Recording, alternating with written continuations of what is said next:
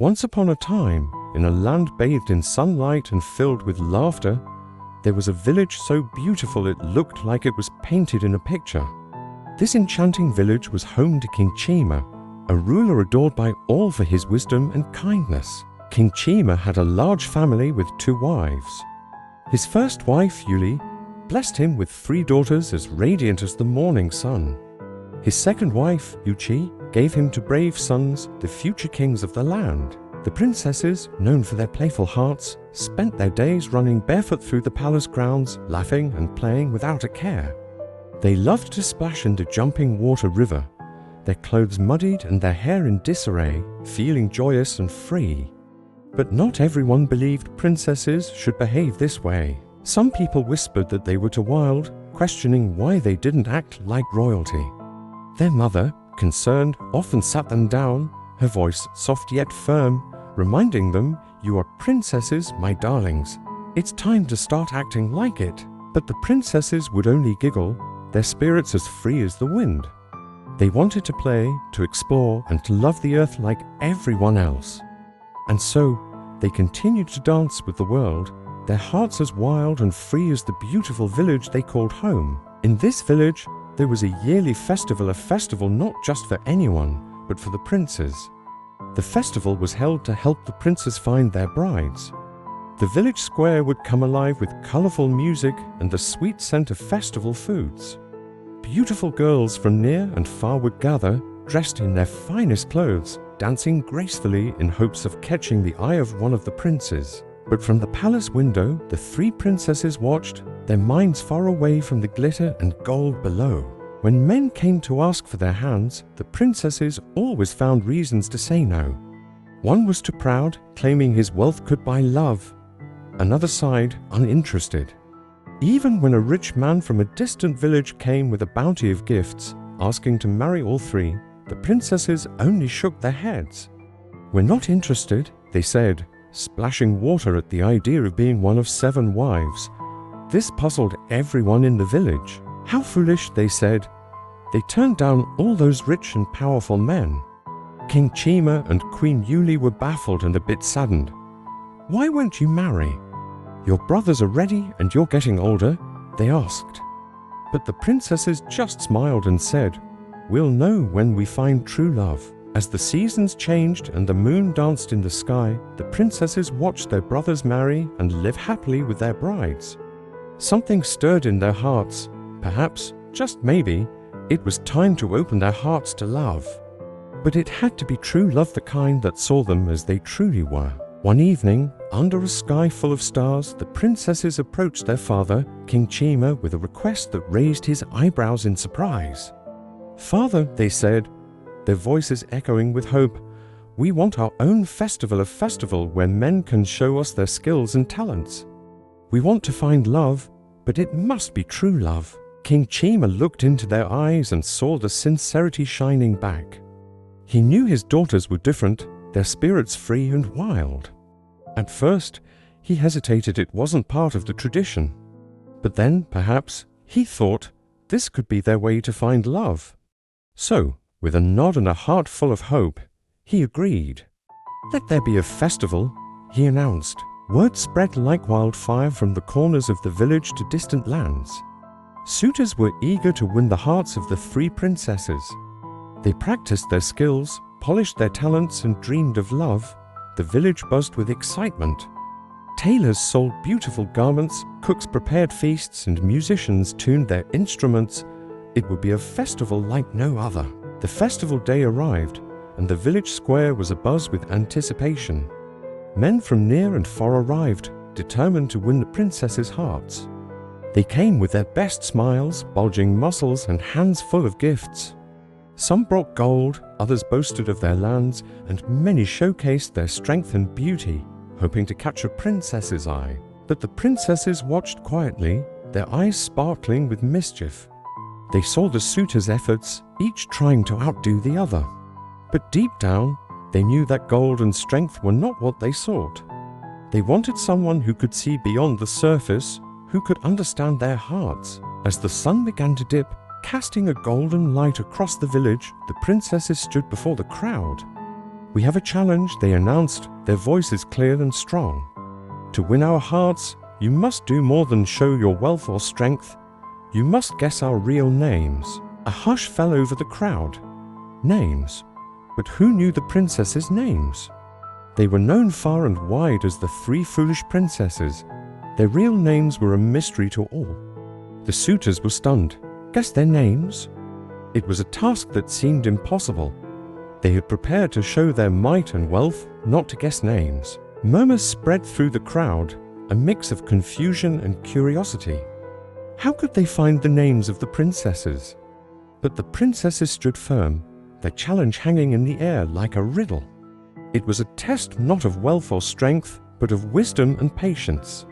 They wanted to see who would look beyond the titles, who would take the time to truly know them. In the village, where everyone was busy guessing and whispering about the princess's challenge, lived a man named Okon.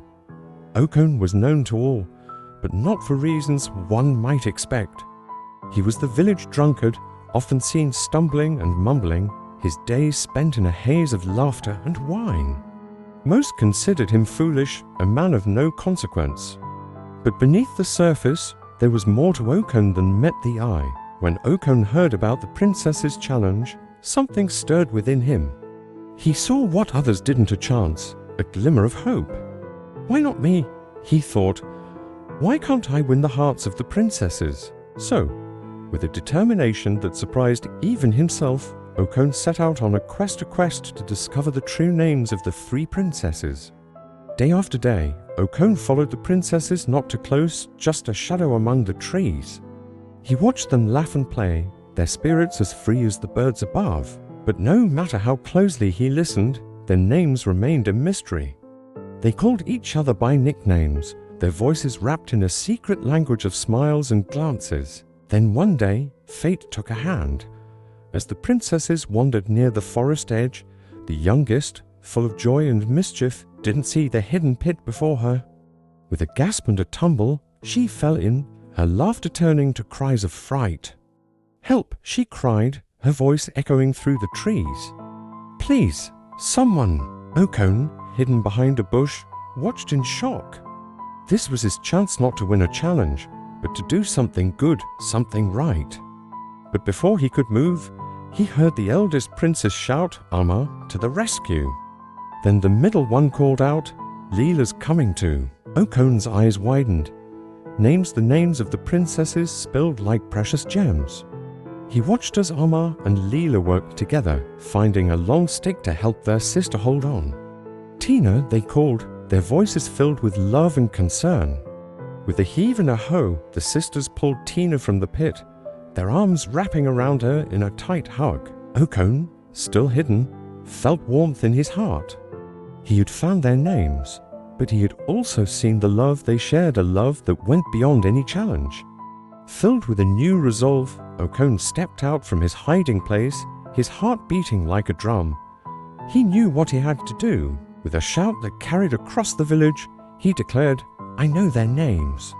Amma, Leela, Tina. The village turned in astonishment. Okon, the one they called a fool, had done what none could. He had discovered the secret that lay at the heart of the challenge. It was a moment of triumph, not just for Okon, but for the princesses too. They had found someone who saw beyond the games, someone who had taken the time to truly know them. As the news spread, the village buzzed with excitement. Okon, once the village drunkard, was now the talk of the town. His strategy, born of patience and observation, had revealed the true names of the princesses. It was a story that would be told for generations, a tale of unexpected heroism and the power of looking beyond appearances. As the village gathered, eyes wide and whispers loud, Okon stood before King Chima, the princesses by his side. The air was thick with anticipation. Okon, once thought a mere village drunkard, held the attention of all. "I know the names of your daughters," he declared proudly. Amma, Leela, Tina. But Okon had one more surprise, a secret that would change everything. "I am not who you think I am," he began, his voice steady and strong. "I am Prince Okon from a neighboring village. I came here not as a fool, but in disguise to learn the true hearts of your daughters." The village gasped, eyes turning from Okon to the princesses, then back again. The man they had mocked was a prince, wise and cunning, who had seen past the game to the truth beneath. The princesses smiled at Okon, their eyes shining with respect and something deeper, a connection forged in understanding and kindness. They had seen many suitors, men of wealth and strength, but none had sought to know them as Okon had. He had shown wisdom, seen beyond titles and appearances to the heart of who they were. King Chima, moved by Okon's revelation and his daughter's happiness, agreed to the marriages. "You have proven yourself wise and true," he said to Okon, "worthy of my daughters." The weddings were like no other, celebrations that filled the village with music, laughter, and joy. Amma, Leela, and Tina, the three princesses once thought foolish, stood proudly beside Prince Okon, their hearts united in love and respect. As the princesses set off with Prince Okon to begin their new lives, the village was left in a state of wonder. They had judged the princesses and Okon, labeling them foolish without truly seeing their hearts. But love, as the princesses and Okon showed, was not about titles or appearances. It was about understanding, respect, and seeing the true worth of a person. The story of the three princesses and Prince Okon became a legend, a story of wisdom, equality, and the power of love. It reminded everyone that true nobility did not come from birth or wealth, but from the wisdom of the heart and the courage to see beyond the surface. And as the sun set, casting a golden glow over the land, the people whispered the day's wonders, their hearts filled with new understanding.